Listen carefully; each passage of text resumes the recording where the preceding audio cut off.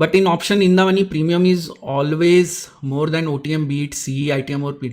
भाई वो तो आपका प्रीमियम इसी तरीके से फ्लो करता है ना, कॉल साइड के ऊपर ये इंक्रीजिंग ऑर्डर इस तरीके से होगा, यहां से आप देखेंगे ये इंक्रीजिंग ऑर्डर आपको दिख रहा है, पुट साइड पे इंक्रीजिंग ऑर्डर ऊपर से नीचे की तरफ होगा।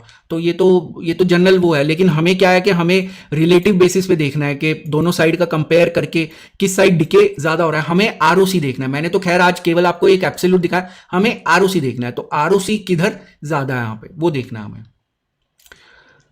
Put premium 60 into 2 120, call premium 120 into 1 120 same, correct.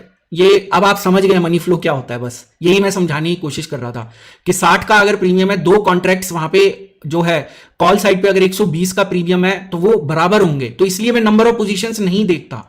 ये अभी जो ये कमेंट किया है ना ये जस्ट जी ने, ये आप पढ़ लीजिए, ये बस यही है, ये क्रक्स यही है मनी फ्लो का। जिस दिन आप ये बात समझ गए, आप मनी फ्लो एनालिसिस समझ गए। ये बात बहुत लोग नहीं समझ पाते कि मनी फ्लो क्या, तो नंबर ऑफ कॉन्ट्रैक्ट से नहीं पता लगता मनी फ्लो। मनी फ्लो हो सकता है किसी दिन कॉल साइड पे प्रीमियम 30 रुपए और पुट साइड पे 120 रुपए हो, तो वहां कॉल साइड का एक कॉन्ट्रैक्ट, सॉरी पुट साइड का एक कॉन्ट्रैक्ट कॉल साइड के 4 कॉन्ट्रैक्ट्स के बराबर है वहां पे।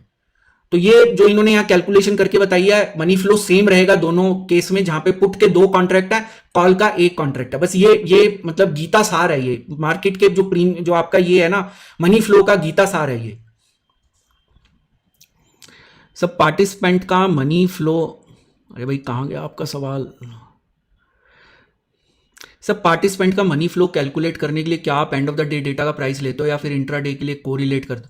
भाई मैं एंड ऑफ द डे लेता हूं, फिर मैं उसको इंट्रा डे से कोरिलेट करता हूं। तो ये क्या होता है कि ये मेरा सिर्फ कोरिलेशन होता है, ये मेरा अपनी एक जजमेंट है कि वहां पे किसी ने क्या किया होगा। एंड ऑफ द डे से जो मुझे पता लग रहा है, मैं केवल उसको जाके इंट्रा डे से कोरिलेट करता हूं कि हाँ इसने ये किया होगा, उसने ये किया होगा, क्योंकि वो एंड ऑफ द डे में ही हम उसको कोरिलेट कर पाते हैं। तो ये आपने सही बिल्कुल ठीक लिखा है कि कोरिलेट करना पड़ता है। आप एक और सेटअप पे काम कर रहे हैं जहां आप बता रहे हैं कि आप ऑप्शन चेन देखे बिना ऑटोमेटिकली बताया करें की कोशिश के लोग बताएंगे कि क्या करने की कोशिश। जी हाँ, वो काम हो चुका है मेरा, मैं देखते ही बता सकता हूं कि यहाँ पे क्या करने की कोशिश की जा रही है, वो हो गया मेरा काम।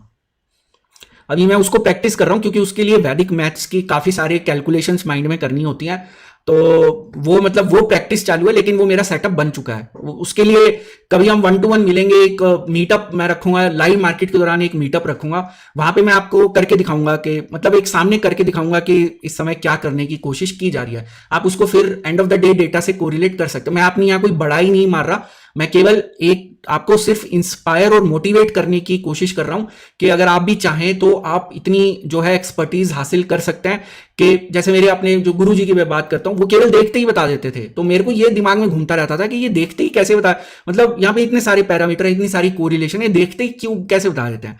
तो धीरे धीरे सीखते सीखते मुझे भी समझ में आया कि वो क्या कैलकुलेशन करते होंगे माइंड में जिससे वो पता लगाते हैं। तो वो जो कैलकुलेशन है वो कैलकुलेटर पे कर सकते हैं, लेकिन अगर आपको माइंड में करनी है तो आपको पहले वैदिक मैथ सीखना पड़ेगा। तो वैदिक मैथ्स मुझे आता था, तो वो अब मेरा सेटअप कंप्लीट हो चुका है।